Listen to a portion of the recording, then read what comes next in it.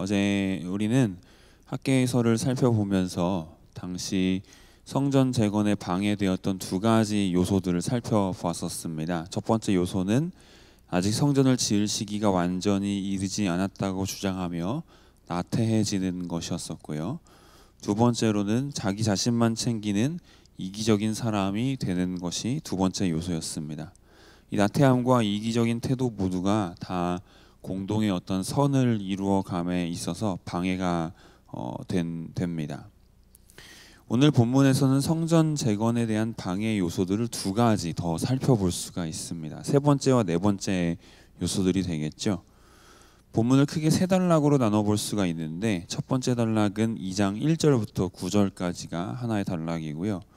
두 번째 단락은 10절부터 19절까지 그게 또 하나의 단락이고 마지막 단락은 20절부터 23절까지의 말씀입니다. 그 중에서 이제 이 성전 재건에 대한 방해 요소들을 살펴볼 수 있는 것은 첫 번째 단락과 두 번째 단락에서 이제 살펴볼 수가 있습니다. 본문을 보시면 이제 이 세 단락이 다 서로 각기 어떤 날짜를 다루고 있다라는 것을 알 수가 있습니다. 시간적인 배경을 이제 나타내주고 있는데요. 이것이 학개서가 가지고 있는 하나의 특징입니다. 어떤 말씀이 선포된 비교적 정확한 그 날짜를 정확하게 이야기해주고 있죠. 다른 선지서들에서는 이런 것들을 흔하게 발견할 수가 없습니다. 이 학개서가 특별히 가지고 있는 특징인데요. 먼저 2장 1절 보십시오. 2장 1절에 보시면 하나님의 말씀이 학개에게 임합니다. 이때 날짜가 언제라고 나와 있습니까? 일곱째 달 21일이라고 나와 있습니다. 자, 근데 이때 잠깐 앞으로 넘어와서 1장 15절을 보십시오. 1장 15절에 보면 이제 어제 말씀에 나왔던 내용으로서 이전 단락이죠. 날짜가 뭐라고 나와 있습니까? 여섯째 달 24일이라고 말하고 있습니다. 얼만큼 차이가 있습니까? 거의 대략 한 달 정도 차이가 간격이 있죠. 자, 한 달 전에 무슨 일이 있었나? 그 앞에 14절에 보시면 이제 1장 14절에 보시면 여호와께서 스알디엘의 아들 유다 총독 스룹바벨의 마음과 여호사닥의 아들 대제사장 여호수아의 마음과 남은 모든 백성의 마음을 감동시킴에 그들이 와서 만군의 여호와 그들의 하나님의 전 공사를 하였으니라고 말씀하고 있습니다. 그러니까 성전 재건 공사를 시작한 게 여섯째 달 24일입니다. 이해되십니까? 그러고 나서 다시 오늘 본문 2장 1절에서 일곱째 달 21일이 된 겁니다. 한 달 정도가 흘러간 겁니다. 그러니까 성전 재건 공사가 시작된 지 한 달 됐습니다. 이 시점을 머릿속에 넣고 나서 2절부터 선포된 말씀을 한번 관찰해 보십시오. 이전에 보시면 똑같은 이름이 또 나오고 있어요. 스알디엘의 아들 유다 총독 스룹바벨과 여호사닥의 아들 대제사장 여호수아와 남은 백성들 이들에게 말씀을 전하라고 명령하셨습니다. 아까 14절에서 말씀했던 내용과 같죠. 그러니까 1장에서 선포되었던 똑같은 대상에게 다시 선포되고 있습니다. 그런데 3절 보십시오. 너희 가운데 남아있는 자 중에서 이 성전의 이전 영광을 본 자가 누구냐? 이제 이것이 너희에게 어떻게 보이느냐? 이것이 너희 눈에 보잘것 없지 아니하냐? 3절에 다시 한번 보시면 이것이라는 단어가 몇 번 나옵니까? 이것. 몇 번 나옵니까? 네? 2번 나옵니다. 네. 이것이 가리키는 단어가 뭘까요? 성전, 맞아요. 지금 짓고 있는 이 성전이에요. 지금 짓고 있는, 눈앞에서 짓고 있는 이 성전입니다. 이 성전의 이전 영광을 본 자가 누구냐? 이전 영광은 뭐냐면 솔로몬 시대에 찬란했던 성전입니다. 그 성전이 이제 바벨론의 침공에 의해서 무너져 내렸죠. 옛 솔로몬 성전의 위대함을 말합니다. 그 이전 영광이라는 게 그런 겁니다. 그런데 옛날의 영광과 달리 지금은 어떻다는 거예요? 지금 이 성전 새로 지은 스룹바벨 이제 아직 짓고 있는 중일 겁니다. 이 성전을 가리켜서 제2성전, 즉 스룹바벨 성전이라고 부르거든요.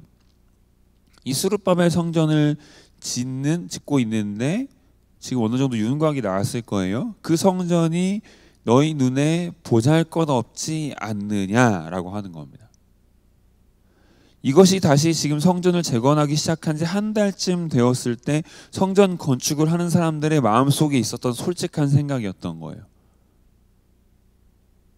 만들면서도 처음에 만들 때는 어땠어요? 처음에 만들 때는 감격이 있었어요. 아, 이제 다시 성전을 건축하기 시작했어.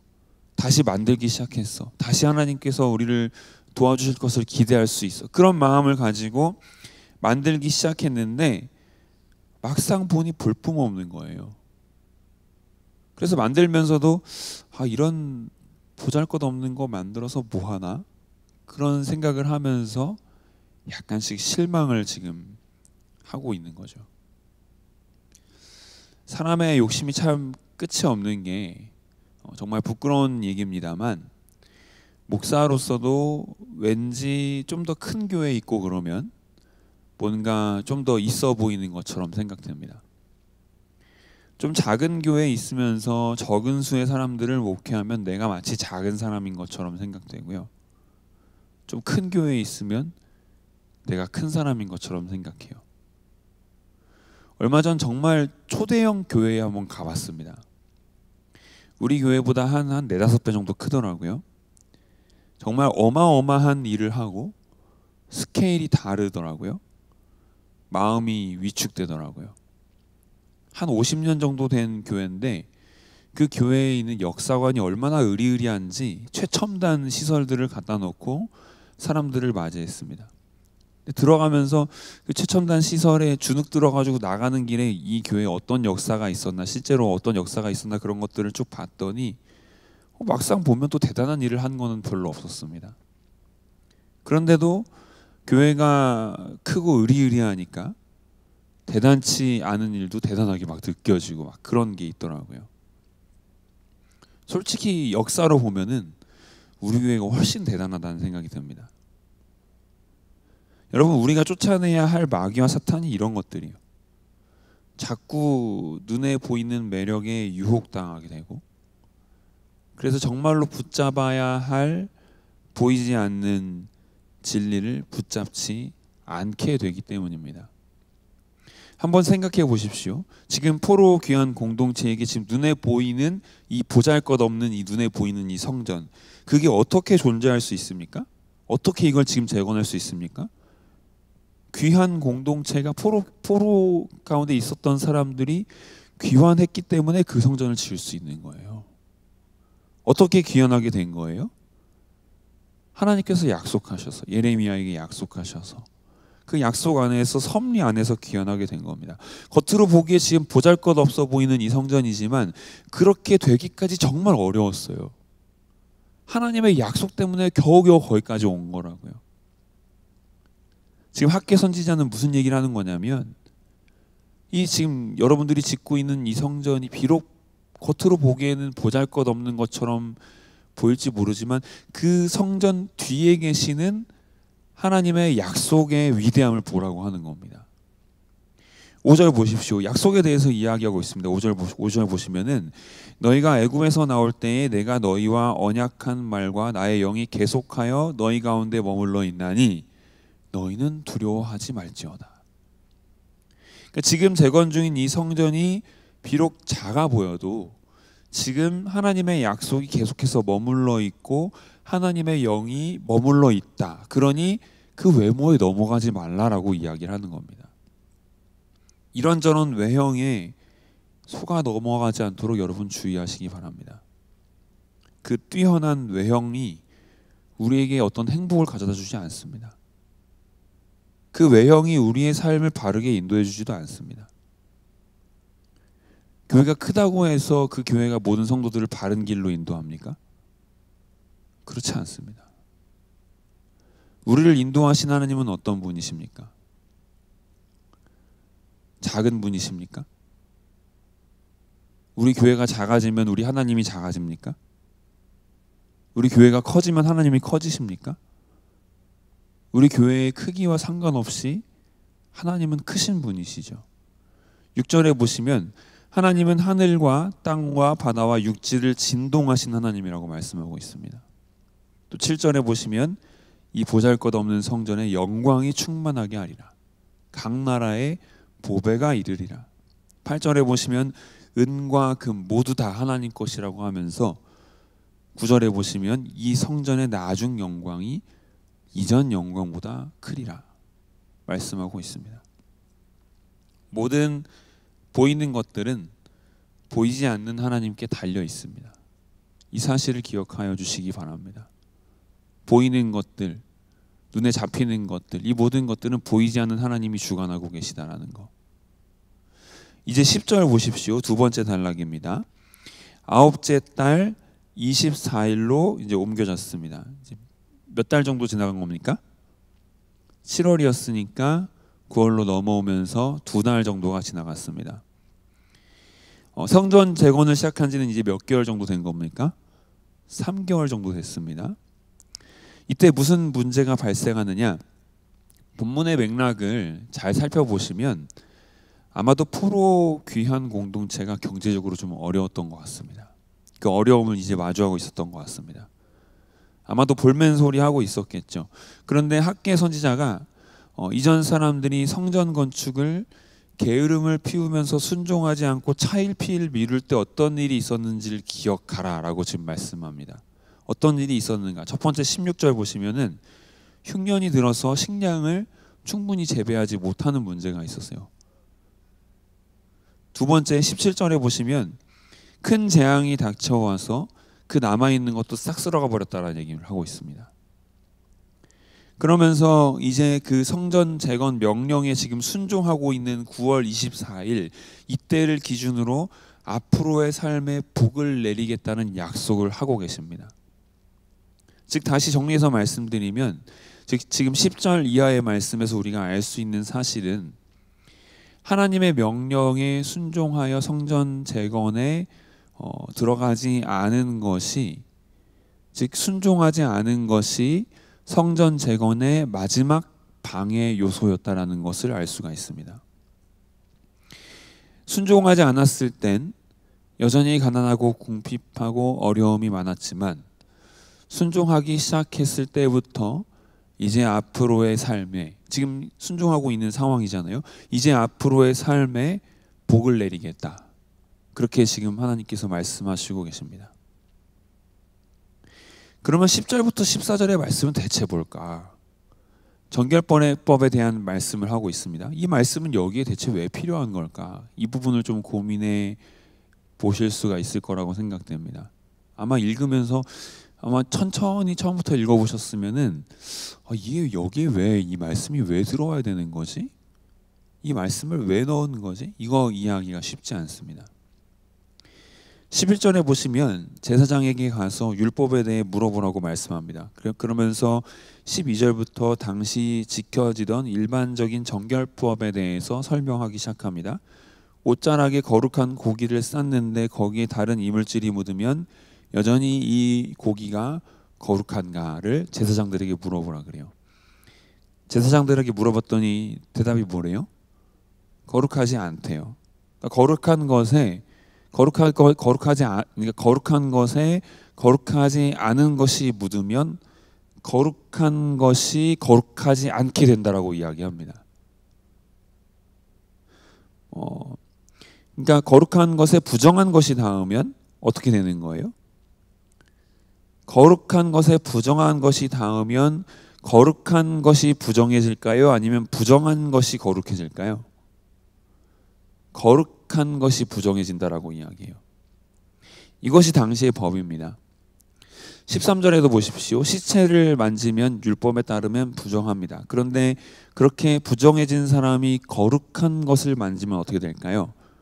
부정한 사람이 거룩한 것을 만지면 부정한 사람이 거룩해질까요? 아니면은 거룩한 게 부정해질까요? 제사장들이 말하기를 부정하다라고 말씀합니다. 여러분 한 가지 기억하실 것은 예수님 때는 안 그랬어요. 예수님은 거룩하신 분이시죠. 부정한 혈루병 여인이 와서 예수님을 만났을 때 그 혈루병이 예수님께 옮겨 붙었습니까? 아니면 혈루병을 가지고 있었던 사람이 거룩해졌습니까? 혈루병을 가지고 있던 사람이 거룩해졌어요. 거룩한 것이 거룩하지 않은 것을 거룩하게 했습니다. 근데 이 당시, 즉 이 제사장들의 당시, 그리고 제사장들의 사고방식 자체가 거룩한 것에 거룩하지 않은 것이 닿으면 거룩한 것이 부정을 탄다는 그런 정결법의 형태는 그랬던 것이죠. 그래서 14절의 결론이 나왔습니다. 이 백성은 모든 게 다 부정하다. 어떻게 그러니까 뭐 만지기만 하면은 거룩한 것이 부정해지니까, 그러니까 부정한 것이 하나만 있으면 모든 게 다 부정해지는 거 아니겠어요? 건드리기만 하면, 부정한 게 하나만 있어도 그걸 만진 사람들이 뭐 아무 접촉만 하면 다 부정해지는 거니까요. 그래서 거룩한 것이 부정함을 이길 수 없는 상태가 바로 이 정결법에서의 상태였던 겁니다. 그래서 모든 게 다 부정하다, 그렇게 이야기를 하는 거죠, 14절에서. 그러면 대체 여러분, 어떻게 이 백성이 거룩해질 수 있을까요? 정결법상으로는 어떻게 해서든지 만지면 다 부정을 타기 때문에 문제인데, 무엇이 이 백성을 거룩하게 할 수 있을까요? 그것이 바로 우리가 15절부터 19절까지 살펴봤던 내용인 겁니다. 그래서 이 본문 앞에 이제 10절부터 14절이 15절부터 19절 앞에 위치하고 있는 거고요. 무슨 말씀이냐면요, 순종을 통해 거룩해진다라는 것을 말씀드리고 싶은 거예요. 그것이 거룩해지는 길이라는 걸 말씀드리고 싶은 겁니다. 학계 당시에는 정결법이 굉장히 중요했어요. 특히 외국인과 섞이는 민족적 혼혈에 대한 경계심이 굉장히 병적으로 컸던 시절입니다. 그걸 부정하다고 봤어요. 혼혈하는 것도, 서로 피가 섞이는 것, 서로 통혼하는 것. 그래서 정결을 유지하는 것이 구원에 있어서 중요하던 시대였습니다. 그런데 오늘 말씀에서 알 수 있는 것은 제사를 지내고 뭘 만지고 안 만지고 그런 것으로 사람이 부정해지거나 거룩해지는 것이 아니라는 거예요. 그런 것으로 복을 받고 안 받고가 결정되는 것이 아니라는 겁니다. 그런 일로는 부정할 수밖에 없다는 거예요. 어떻게 해야만 복을 받을 수 있다라는 거예요? 순종할 때에만 복을 받을 수 있다라는 겁니다. 복을 받고 안 받고의 문제는 순종을 하느냐 마느냐의 문제라는 것을 다시 한번 오늘 본문에서 이야기해주고 있습니다. 이 부분을 깊이 생각하면서 오늘 하루를 살길 원합니다. 여러분, 우리의 죄의 문제를 대적하는 유일한 방법이 바로 순종이라는 것입니다. 우리 주 예수 그리스도께서 우리를 거룩하게 하기 위하여 선택하신 방법이 뭐였습니까? 하늘 아버지께 순종하시는 것이었어요. 순종하셔서 무엇 하셨습니까? 십자가에 달려 돌아가셨습니다. 이 순종하는 것 자체는 사실 우리의 인간의 본성을 거스르는 것과도 같습니다. 내 자신이 살고 싶은 대로 살고 어떤 이기적인 본성을 가지고 살고, 그런 것들이 이제 저희들이 일반적으로 가지고 있는 그런 본성인데, 그것을 거슬러서 어떻게 하면 하나님 아버지께 순종할 수 있을까? 그 순종이 바로 우리에게 참된 복을 가져다 줍니다. 주님의 말씀에 순종해서 우리가 이웃을 위해 목숨을 버릴 때, 이웃을 위해 희생할 때, 그것이 우리에게 진짜 복을, 그리고 진짜 참된 복을 가져다 준다라는 것입니다. 이것을 기억하시면서 오늘 하루 복된 인생을 사시는 우리 모두가 되시기를 바랍니다. 기도하시겠습니다. 하나님의 은혜에 감사드립니다. 우리로 하여금 이 귀한 주님의 말씀을 새벽부터 마주하며 하나님의 말씀에 기대어 오늘 하루를 살아갈 수 있게 하여 주심을 감사드립니다. 아버지 하나님, 우리로 하여금 우리의 어떤 외형적인 것들의 시선을 빼앗기지 않고 살 수 있도록 인도하여 주시옵소서. 모든 물질 뒤에 계시는, 세상의 모든 역사 뒤에 계시는 보이지 않는 하나님이 이 땅을 통치하고 계시고 이 세상을 다스리고 계시다는 것을 믿음의 눈으로 바라볼 수 있게 하여 주시옵소서. 지금 당장은 우리 자신의 모습이 초라해 보이고 할 수 있는 것이 별로 없어 보여서 답답한 상황 가운데 있을지라도 모든 일들 뒤에 계셔서 모든 역사를 주관하고 계시는 하나님 아버지의 섭리하심과 또 그분이 그 하나님 아버지가 우리를 위해서 십자가에 달려 돌아가신 예수 그리스도를 이 땅 가운데 보내셨음을 믿음의 눈으로 바라보며 오늘 하루를 용기 있게 살아갈 수 있도록 인도하여 주시옵소서. 또한 순종케 하여 주시옵소서. 우리의 육신의 소욕을 거슬러 하나님의 말씀에 순종하여 이웃을 끝까지 사랑하게 될 때 우리 가운데 크신 복을 주신 하나님의 놀라우신 은총을 알게 하여 주시옵소서. 오늘 하루도 주님께 의탁드립니다. 오늘 이제 하만나 마지막 날입니다. 모든 일들 지나온 40일간의 일정들을 함께 결산하며 아버지 더 하나님 앞에 순종하기로 결단하는 시간이 될 수 있도록 인도하여 주시옵시고 함께 은혜를 누리며 나 혼자 은혜 누린 것이 아니라 내가 가진 은혜를 나누며 받은 은혜를 나누며 함께 기쁨 가운데 보낼 수 있는 이 하만나 마지막 날이 될 수 있도록 인도하여 주시옵소서.